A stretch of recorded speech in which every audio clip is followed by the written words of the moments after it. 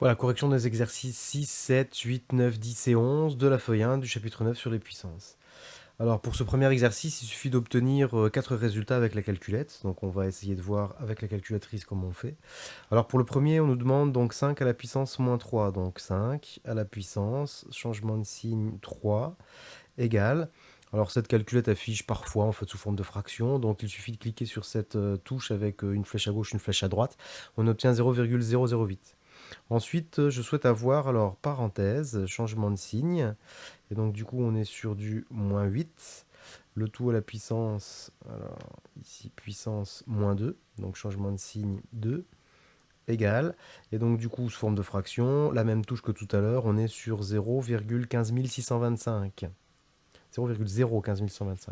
Ensuite, on est sur l'autre, c'est moins. Alors, le moins n'est pas pris dans la puissance, donc il est bien en fait de côté.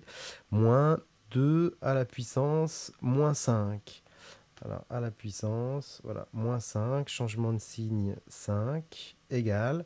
Et donc, du coup, sous forme de fraction, puis sous forme décimale, on est bien sur moins 0,03125. Ok. Et puis, il nous reste le dernier, 0,2. Donc, on va mettre à la puissance moins 4, à la puissance moins 4, égale. Et donc, du coup, en fait, on est sur 625. Voilà. Donc, nous avons pu observer sur quelle touche appuyer pour obtenir les résultats qui sont là. Bon, ça ne me semble pas trop compliqué. Ensuite, exercice numéro 7. Alors, la formule en jaune, qui est sur la droite, est une formule du cours. C'est celle que j'ai appliquée, en fait, sur le ABCDEF, donc sur ce qui est colorié en jaune. Alors, 2 puissance moins 3, c'est 1 sur 2 puissance 3. Pour le B, 7 puissance moins 2, c'est 1 sur 7 puissance 2. Pour le C, moins 5 puissance moins 3, c'est 1 sur moins 5 puissance 3, etc. Ensuite, il n'y a plus qu'à appliquer les connaissances qu'on a sur les puissances avec les exposants positifs.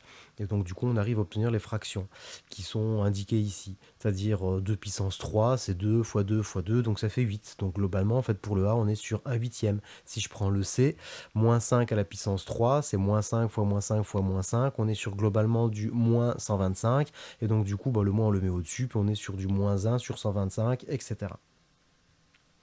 Pour l'exercice numéro 8, alors j'ai transformé les exposants négatifs en des exposants positifs en couleur sur les côtés du tableau. Pourquoi? C'est pour qu'on puisse mieux comprendre d'où vient le résultat globalement positif ou négatif. Alors, si je prends le premier, moins 3 à la puissance moins 7, il s'écrit 1 sur moins 3 à la puissance 7. Je n'ai plus qu'à m'intéresser au signe de moins 3 puissance 7. Alors, c'est un nombre impair de facteurs négatifs. Donc, du coup, en fait, globalement, on est sur un nombre négatif.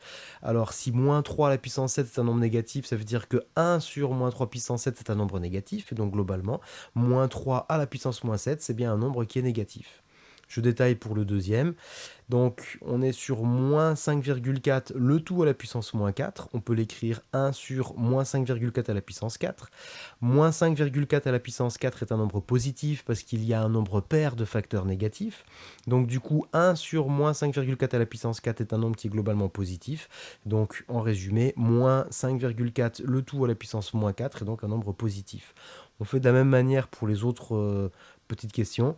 Et donc, en comprenant bien que si on a un nombre pair de facteurs négatifs, on aura un résultat qui sera globalement en fait positif.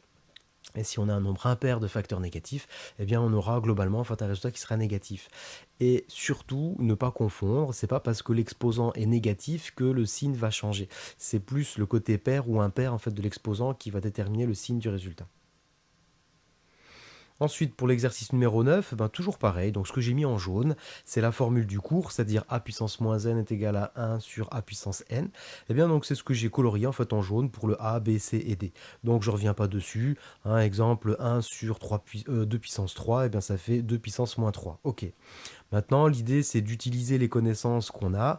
Donc, qu'est-ce qui donne 8? C'est 2 puissance quoi? Eh ben, c'est 2 puissance, alors c'est pas 2 puissance 1, c'est pas 2 puissance 2, bah, c'est 2 puissance 3, effectivement. Donc, les connaissances sur les exposants positifs, on les applique. Hein, 3 puissance 4, ça fait 81. Moins 3 à la puissance 3, bah, ça fait moins 27. Et puis, moins 2 pardon, à la puissance 5, ça fait bien donc moins 64. Donc, on applique ces connaissances et globalement, on est sur des résultats avec des exposants négatifs et puis des nombres qui sont juste devant mais qui sont assez faciles à trouver. Pour l'exercice numéro 10, c'est pas bien compliqué, il faut tâtonner avec la calculatrice. Donc pour 256, c'est 2 puissance quel nombre?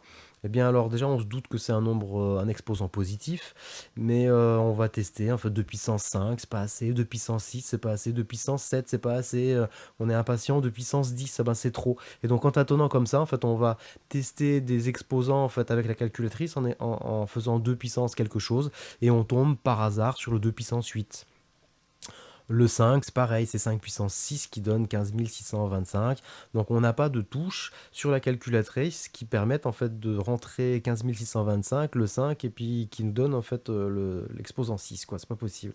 Et puis donc alors en tâtonnant, donc sur la partie de gauche, on a bien compris que les exposants étaient positifs. Sur la partie de droite, eh bien donc les nombres sont plus petits que 1, donc on se doute bien que c'est pas 5 puissance 1, ça fait 5, 5 puissance 2, ça fait 25. Donc pour avoir 0,2, en fait ça va être compliqué avec des exposants positifs. Donc on est bien sur 5 puissance moins 1, on teste, et donc du coup pareil, on teste puissance moins 1, puissance moins 2, puissance moins 3, puissance moins 4, puissance moins 5, etc. Donc pour voir si les résultats en fait sont cohérents. Alors les deux derniers, le D et le F, sont compliqués parce que on ne sait absolument pas si c'est en partant de 2 ou en partant de 5. Donc il suffit de tester 2, de tester 5 sur quelques valeurs, et puis en passant un petit peu de temps, on arrive à trouver. L'exercice numéro 11, eh bien donc une première colonne avec une écriture avec des exposants négatifs, une deuxième colonne avec l'application du cours, c'est-à-dire a puissance moins n est égal à 1 sur a puissance n. La troisième partie, c'est simplement la réécriture de 10 puissance avec un exposant positif avec le nombre de zéros. Donc 10 puissance 3 pour la première ligne, ben c'est un 1 avec 3 zéros. 10 puissance 2 sur la deuxième ligne, c'est un 1 avec 2 zéros. 10 puissance 5, c'est un 1 avec 5 zéros, etc. Ensuite, pour passer de l'avant-dernière ligne pardon, l'avant-dernière colonne à la dernière colonne, eh bien donc il suffit de compter en fait le nombre de zéros. Donc 1 sur 1000, il y a 3 zéros en fait dans 1000, donc il suffit en fait qu'il y ait 3 chiffres après la virgule pour que ce soit bon. Donc, ou alors on compte 3 zéros, mais bon, comme vous voulez, du moment qu'on obtient le 0,001. Pour la deuxième ligne 100, 2 zéros, et donc je veux deux chiffres après la virgule pour la dernière colonne. La troisième ligne, on est sur 100 000, c'est-à-dire j'ai 5 zéros. Et bien les 5 zéros, en fait, je veux 5 chiffres après la virgule, donc sur la colonne de droite, etc. Donc on arrive comme ça à compléter le tableau assez facilement.